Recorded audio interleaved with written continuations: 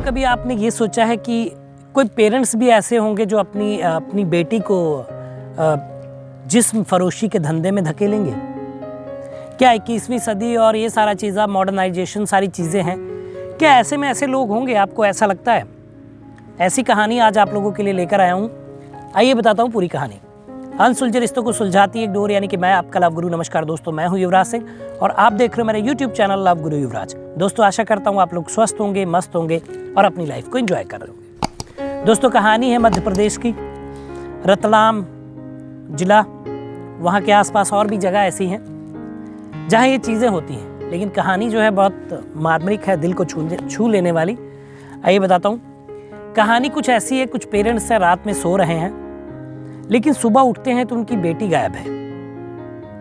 वो सोचते हैं कि एक शेड्यूल, मतलब एक ये पिछड़ी जनजाति है, उसके ये लोगों की कहानी है। बंछाड़ा जाति है ये, उस जाति के लोग हैं ये। तो ग्रुप में ट्राइब्स हैं, रहते हैं। सुबह देखते हैं कि बेटी उनकी है नहीं, परेशान होते हैं।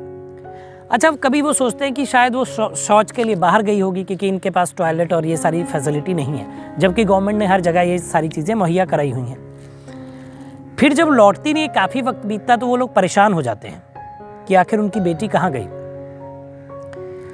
बेटी नहीं मिलती है, पुलिस के पास जाते हैं कि हमारी जो है बेटी है जो गायब हो चुकी है और हम उसको ढूंढ रहे हैं, मिल नहीं रही है, शायद किसी ने अगवा कर लिया है।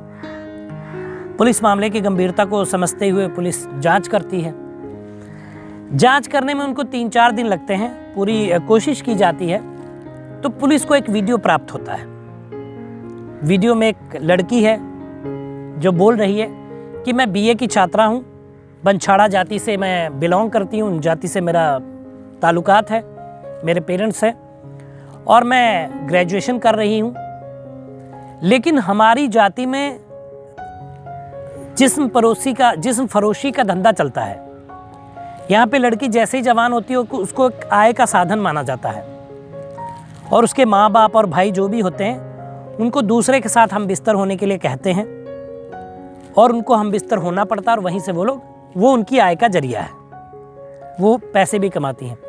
ऐसी कई स्टोरियाँ हैं जो आज तक पे भी हैं, और कई चैनल्स पे आप जाके देख सकते हैं सर्च करके कि उन लोगों से भी बात की गई है कि आप ऐसा क्यों करते हैं। तो खैर वो अलग बात है। यहाँ पे जो कहानी है उस पे लौटते हैं। तो मुझे जिस्म फरोशी में धकेला जाना चाहते हैं मेरे पेरेंट्स, मेरा भाई, मेरे पापा, मेरी मम्मी, कि मैं गैर मर्दों के साथ सोऊं, सुबह तैयार होकर खड़ी हो जाऊं, जो कार से लोग निकले रास्ते से उनको रोकूं और उनके साथ सोऊं और पैसे लूं। ऐसा मेरे पेरेंट्स चाहते हैं।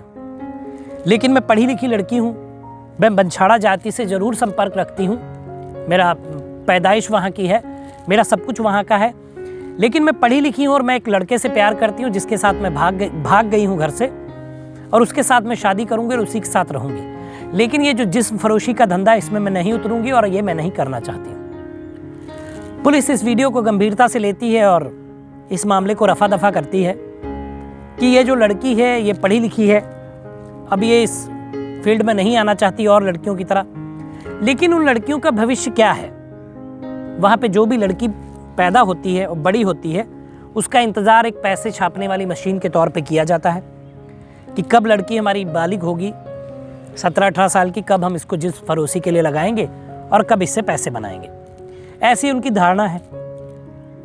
लेकिन ऐसी धारणा होनी नहीं चाहिए पेरेंट्स की। जबकि और जगह पे हम देखेंगे, और कई, हम लोग अपनी बात करेंगे तो हम लोग इस चीज़ को बहुत बुरा मानते हैं, इन सारी चीज़ों को। और हमारे आपके पेरेंट्स कभी ऐसा नहीं चाहेंगे कि हमारी आपकी बहू, बेटियां या बेटी ऐसे धंधे में जाए और पैसे कमाए। लेकिन वो कैसे माता पिता हैं जो अपनी बेटियों के इस धंधे में ज़बरदस्ती धकेलते हैं, और वही उनका आय का स्रोत बन जाता है, वहीं से वो पैसा कमाते हैं। तो ये चीज़ें वहाँ पे हो रही हैं। लेकिन सरकार इसके लिए क्या कर रही है और लोग क्या करना चाहते हैं, उस पर अभी बात अगर की जाए तो टिप्पणी बहुत लंबी हो जाएगी। लेकिन सबसे ज़्यादा ज़रूरी है इनके पेरेंट्स को समझना कि जिनको उन्होंने पैदा किया है, जो उनकी जिगर के टुकड़े हैं, बेटियां हैं। बेटियां लक्ष्मी का रूप मानी जाती है, लेकिन यहाँ पे वो लक्ष्मी को कैसे अर्जित कर रहे हैं, वो सोचने वाली एक बात है।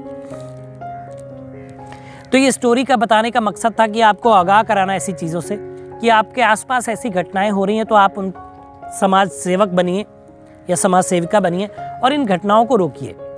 एक लड़की जिसका नाम मैंने यहाँ नहीं बताया है, वो पढ़ना चाहती है, आगे बढ़ना चाहती है, कुछ करना चाहती है, लेकिन उसके खुद के माता पिता उसको जिस्म फरोशी के धंधे में धकेलना चाहते हैं और उससे पैसे कमाना चाहते हैं। आगे चल के क्या होगा?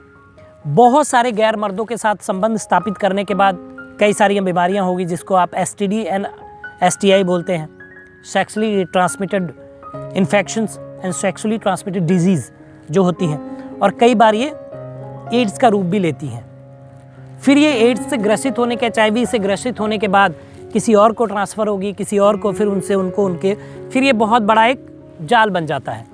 तो जो सोशल वर्कर इस फील्ड में काम करें, उनसे मेरी गुजारिश है कि ऐसी जगहों पे जाएं। रतलाम फेमस एरिया है वहाँ का, जहाँ पे ये सारी चीज़ें होती हैं। उसके पास और भी बहुत सारे एरिया हैं जहाँ पे वो जाएं और इनको एजुकेट करें कि इन चीज़ों को रोकें, अपने बेटियों को पढ़ाएं और अच्छे कामों में लगाएं, ना कि प्रोस्टिट्यूशन में। क्योंकि एक तो एक गलत चीज़ है प्रोस्टिट्यूशन, है ना, बहुत बेकार चीज़ है। ऊपर से आपकी बेटियां जो हैं कई बीमारियों का आदान प्रदान करती हैं, देश में बीमारियां फैलती हैं, और एड्स एक ऐसी बीमारी है जो बहुत घातक है। हालांकि उसकी दवाई है, लेकिन परमानेंट क्योर कोई भी नहीं है।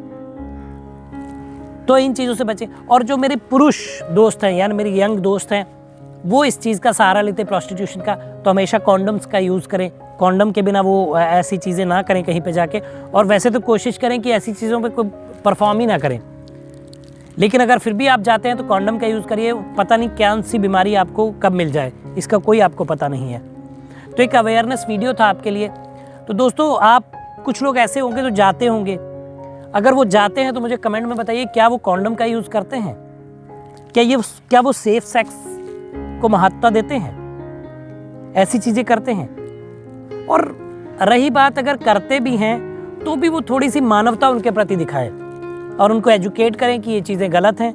वो पढ़ाई करें, जैसे ये बच्ची पढ़ाई करना चाहती है और ऑलरेडी BA कर रही है, वो आगे बढ़ना चाहती है, देश को कुछ जॉब चाहती है, देश के साथ कुछ काम करना चाहती है, देश के लिए कुछ प्रगति लाना चाहती है। हो सकता है IAS PCS कुछ भी वो बनने का उसका सपना हो। तो अगर वो प्रोस्टिट्यूशन में चली जाएगी तो मेरे दोस्तों वो कुछ नहीं कर पाएगी। तो अगर आपके इर्द गिर्द ऐसी कोई घटना हो रही है तो आप उसको रोकें, उनको एजुकेट करें, उनको शिक्षा दें, उनको बताएं कि ये कितनी गलत चीज़ वो करवा रहे हैं अपने बच्चों से। तो दोस्तों, ये वीडियो था। अगर आप ऐसी किसी समस्या से जूझ रहे हैं और आपका मन विचलित है, आपको उसका आंसर नहीं मिल रहा है, तो मेल ID नीचे फ्लैश और इस पर मेल कर दीजिए। मैं एक वीडियो के माध्यम से आपको परेशानी से बाहर निकालूंगा। दोस्तों, तो बताइएगा वीडियो कैसा लगा, कमेंट करिए, शेयर करिए, चैनल को सब्सक्राइब करिए। मिलेंगे अगली वीडियो में, तब तक मुस्कुराते रहिए, खुश रहिए, क्योंकि जीवन बहुत छोटा है। धन्यवाद।